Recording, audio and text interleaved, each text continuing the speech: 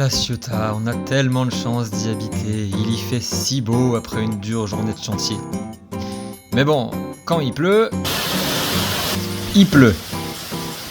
Du coup, forcément, on a eu quelques mauvaises surprises, quelques infiltrations. La fuite, elle vient de là, la fuite majoritaire. On voit que le placo il est encore un peu humide, bon, il n'y a pas beaucoup de lumière.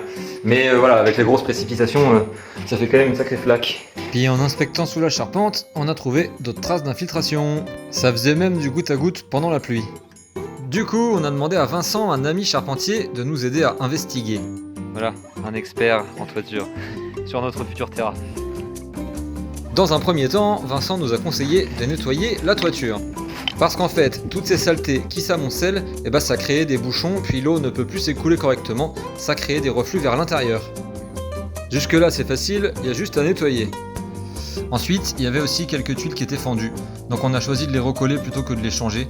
Ça tiendra pas forcément très longtemps, mais n'empêche qu'on n'a plus d'infiltration depuis que c'est fait. Bon bah évidemment, comme à chaque étape des travaux, l'inspecteur vient voir si tout est bien fait.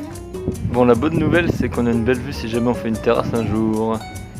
La mauvaise, c'est que ce mur là qui est attenant au nôtre, il est en très mauvais état, notamment au niveau du solin. Alors la terrasse, qu'est-ce que t'en penses, Pingui?